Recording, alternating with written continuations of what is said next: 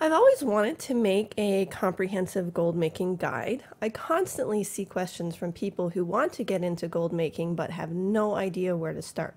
Lots of people are willing to offer suggestions of things that might have worked for them, but the best way to make any decision is to be well informed of your options. So I'm going to talk about all the different ways that you can make gold in WoW. We'll also talk about the strengths and weaknesses of those methods. Then you have to decide which methods align with your priorities. Later we'll talk about phases of gold making throughout an expansion, and finally we'll discuss utilizing resources and tools at your disposal. So these are your options for making gold. You can obviously just buy the gold with real life money. You can pump out gold with your order halls. You can farm stuff and sell it. You can use your crafting professions. You can play the auction house, or you can sell services. First, I would like to talk about each of these options in more detail and then summarize how they can coexist together. Buying gold with real-life money is a real option that is often overlooked. If you have lots of disposable income and you don't want to spend your time making gold and instead just want to play the game, this is a great idea. Some people will even buy a single token for a little starting gold prior to embarking on their gold-making adventures. Alright, next we're going to be talking about order halls. This can be an okay way to make gold for people who have limited WoW time. However, the gold is actually limited to the number of alts you have. In Legion, one alt would cover the monthly game time for US, and in EU, it would take 2 alts. Of course, if you have an army of max level alts, the gold can be amazing. It takes a day to set up and about a month to maximize, but then it's just a matter of sending off missions a few times a day. You can do this either by logging into the game or sending off missions on your cell phone.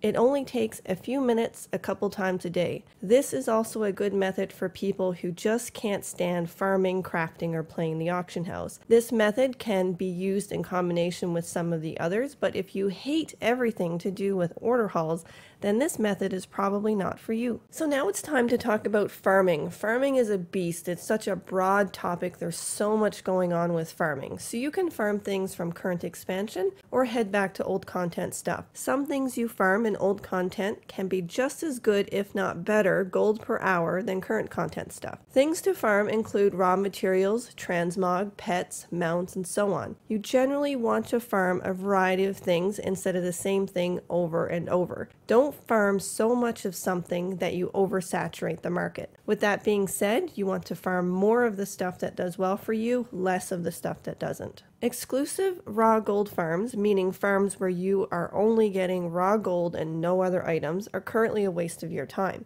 People used to do cat raids once upon a time primarily for the raw gold, but it was nerfed. You currently get about 6,000 gold for 2 hours of work per toon per week. That is a terrible waste of time. You guys need to stop doing this. Farming with gathering professions is a very simple and easy way to make gold. In fact, this is a great place to start your gold making adventures. This includes herbalism, mining, skinning, and fishing. Mining is neat in that it gives you the added option to smelt your ore into bars. Selling your ore in bar form will often increase your gold making. Transmog is a very unique market. It takes time to build up your inventory and sales are really slow. Transmog was never meant to be a primary market, it's a side market. Focusing exclusively on transmog as a beginner is the worst decision you can make. I'm not saying don't farm transmog, just if you're going to farm it, make sure you have some other primary methods that are making you gold. Farming is a very strong gold making method. You will find lots of beginners and experienced gold makers farming. You will of course have to do something with those items you are farming. Either sell it in raw form on the auction house, through trade chat, regular buyers, or feed it into other gold making methods to increase its value. For ideas on what items to farm, follow the content of people in the gold making community who do lots of farming. It's in their best interest to showcase items that are likely worth your time to farm. Streamers like Student, for example, is a great place to gather ideas for farming. There are plenty of others as well, but he certainly stands out in terms of quality and variety of items he farms. Joining in on loot appraiser runs with streamers is a great way to make farming a little more fun and interactive. Keep in mind that whenever a popular gold farmer releases a video on a good farm, expect a large influx of people doing that particular farm for a little while, prices tank, then people quickly get bored of the farm or simply forget about it, and the market usually goes back to normal. Once you get more established with your gold making, you can consider expanding your setup and start multi-boxing while you farm. This will significantly increase your gold making potential. You can finance this whole process entirely with WOW Gold. Imagine getting 5 times the loot for the same amount of time farming, or 10 times, or 20 times. Gold making with multi-box setups are becoming more and more popular as more people are becoming familiar with its benefits. It is very easy to cover all your monthly WOW subscription costs with a multi-box setup.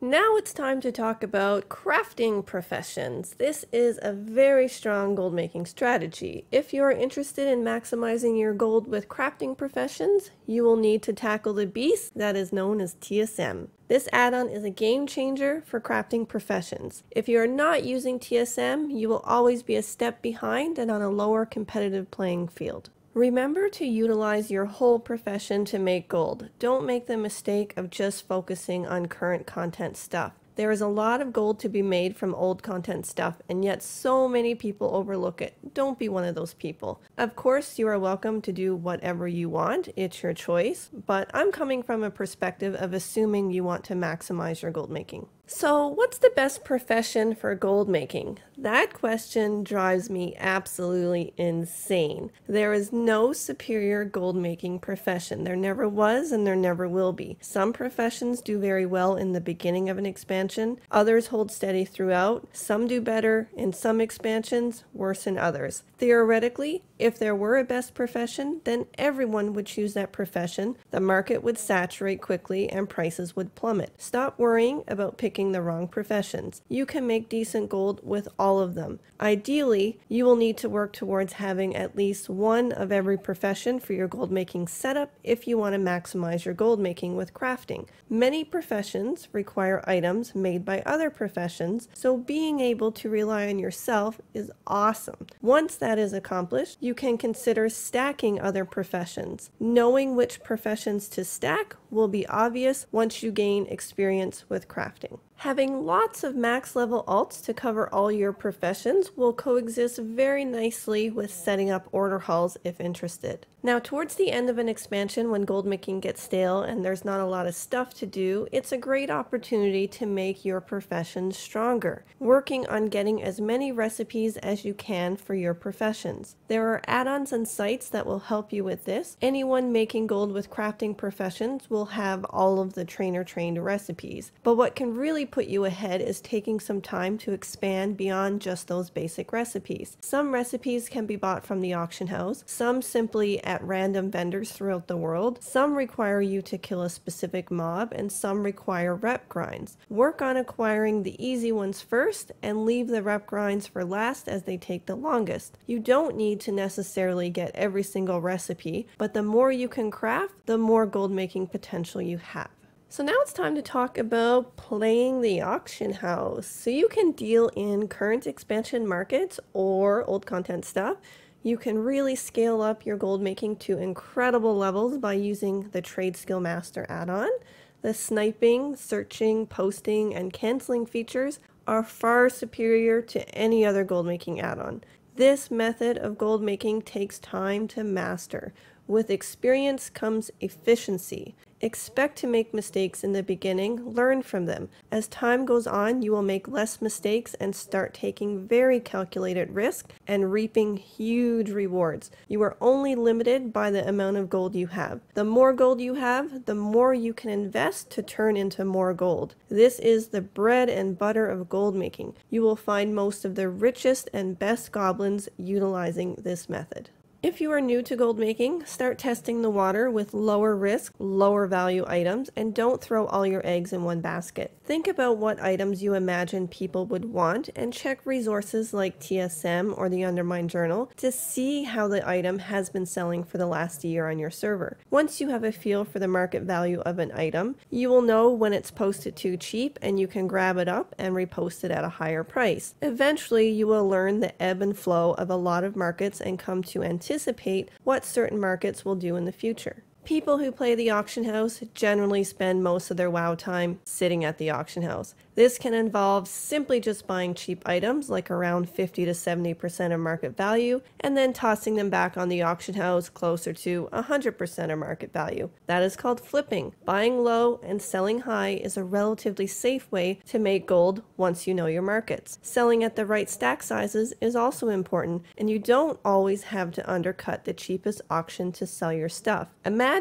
a raider going to the auction house to buy some flask for the 3-hour raid that he has for tonight. He doesn't have auction house add-ons. Although flasks are 200 gold each in singles, he moves directly to stacks of 3 and buys the first stack of 3 for 900 gold. He often doesn't know it would have been cheaper to buy 3 single flasks, or he just doesn't care. There are lots of items you can flip successfully on your auction house. It can be raw materials, unique items, mounts, pets, transmog, and so on. You generally want to stay away from flipping items that are crafted from a profession, even if they are significantly less than market value. You will also generally want to avoid flipping items that come from a vendor. So unless you know for sure it's a good idea, avoid touching most crafted items and vendor items for your flipping. Vendor pets would be an exception to this rule. You can often buy vendor pets on the auction house that are above their vendor price and resell it for an even higher price. The cheaper vendor pets are less exciting, but there are some interesting vendor pets that can do quite well. You can easily set up TSM so you never buy crafted items or vendor items. As well, this add-on allows you to ensure that you never sell an item for less than what you bought it for. Speaking of pets, battle pets are amazing gold makers. Many goblins focus exclusively on flipping battle pets. You can flip battle pets on a single server, or you can step it up a notch and flip them on multiple servers.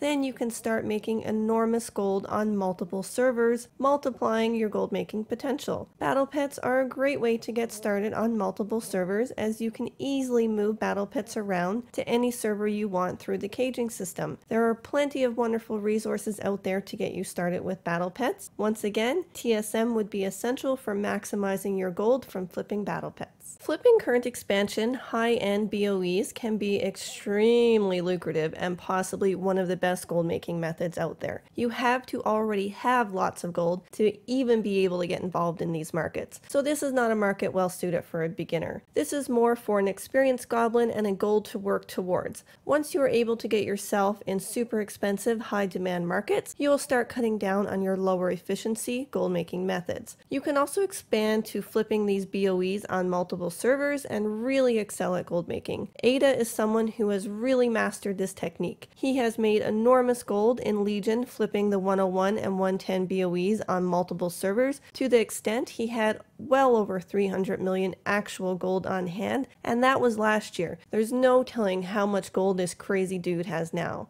It is possible to make upwards of 1 to 2 million gold profit per day flipping high-end BOEs on multiple servers. Sniper is a really incredible feature of TSM. What it does is constantly scan the last page of the auction house for the most recently posted items. The magic is in taking advantage of other people's mistakes as soon as they make them. Sometimes someone might make a mistake and accidentally post something way too cheap, or they don't know any better, or they simply don't care. You snipe that item off the auction house really fast and sell it at a higher price. Sometimes people will try to trick you into buying something from Sniper. Generally, you want to avoid grabbing anything from Sniper that is crafted or comes from a vendor. Again, TSM can take care of that for you. Also, you can expand upon this by sniping on multiple servers at the same time. Feel free to check out my Sniper video that uses the famous Bilis Onyxia sniper string. Part of playing the auction house can involve resetting markets. You can do soft resets, which is buying out all of an item on the auction house up to a certain price you are comfortable with, and then reposting those items back at a higher price. You can also do hard resets, which is buying out absolutely every single one of that item off the auction house and hiking the price up. Resets can be very risky business and can backfire, but can also work out extremely well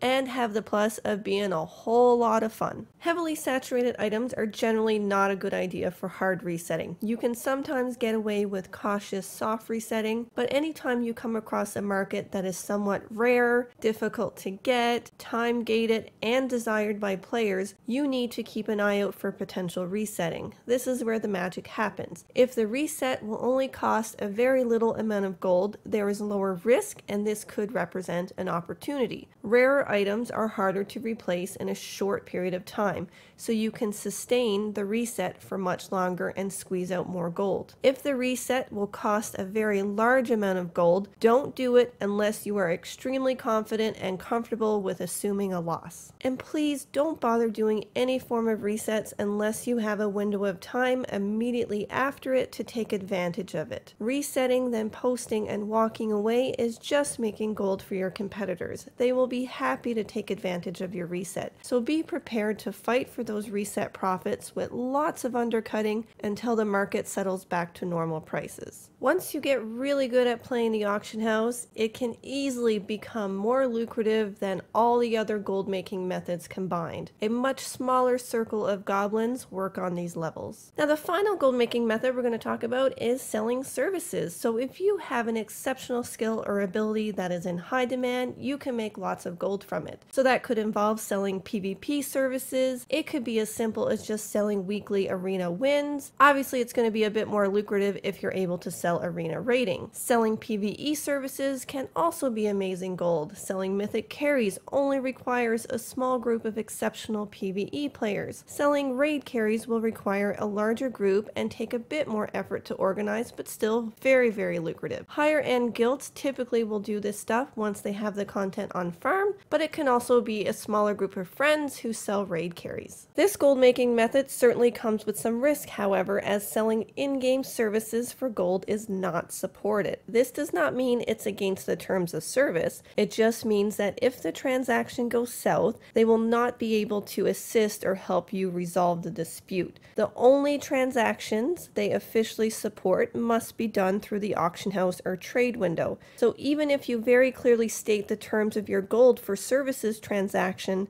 through an in-game chat window, this is still an unsupported transaction. Being aware of the risk can help you mitigate them. Getting little bits of gold throughout the service can help avoid those situations where you've done all the work and they don't pay up at the end. So those are your gold making methods. Gold making is hardest in the beginning. The first million is always the most difficult. Each million after that gets progressively easier. You can focus on just one method that suits you, or you can do any combination of them. Some of these methods work really well together and others don't. There is no right or wrong method. The important thing is you do what you enjoy. You will excel at something that is fun more so than something you hate. So now we've covered the gold making methods and their strengths and weaknesses. Now's a great time to talk about how these methods fluctuate during an expansion. So at the beginning of an expansion, people are leveling like mad on multiple tunes. Anything you can sell that makes the leveling process faster or more enjoyable will do really well here. Raw mats will be outrageously expensive at the beginning of an expansion, as people typically will test the limits on how high they can price stuff. This is an exceptional time for farming professions like herbalism, mining, skinning, and fishing. There are also great opportunities here to flip current expansion raw materials, but you have to be careful you don't get stuck with too much of a material for outrageous prices. Sometimes new expansion materials will get extremely cheap very quickly in the beginning if recipes that use those items are not yet available. There will be supply, but no demand. Recognizing that once people get those recipes, they will then need those items is something you need to spot and take advantage of. Sometimes getting particular recipes early on before the general player base will make you millions of gold. Flipping super expensive new high-end items here is very risky business and more suited to an experienced goblin.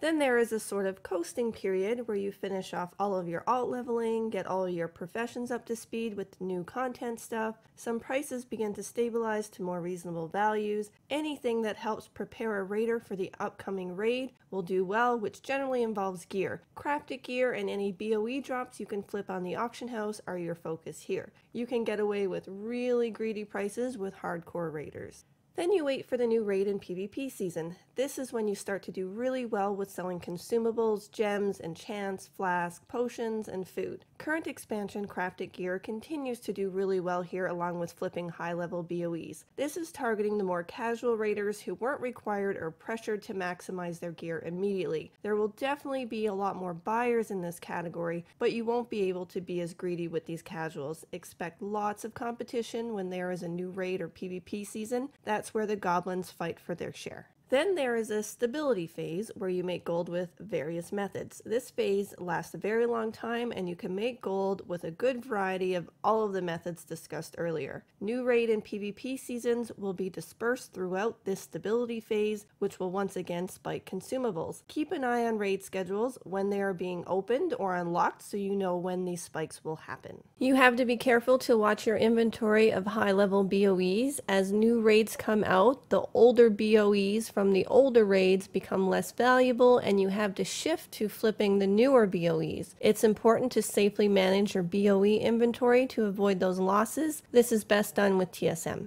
Then there is the ending phase where you need to make sure you have sold off most of your inventory that will lose a lot or all of its value once the expansion ends. You also have to think about which items will hold value in the new expansion but will become more difficult to get. These are the things you stock up on. At the end of an expansion, the player base is going to be shifting to messing around with alts, leveling more alts, and general farming because there's just nothing else to do. This is the time to get your hands on really cheap old content mats. If you make gold with your old content crafting professions, you will know your best sellers and you will know the key mats to stock. Stocking up those old content mats at the end of an expansion when they are super cheap will allow you to continue making gold with old content crafting through the first few months of a new expansion. Trying to find old content mats on the auction house at reasonable prices in reasonable supply is an impossible task in the first few months of a new expansion. Either prepare early or you're just going to miss out.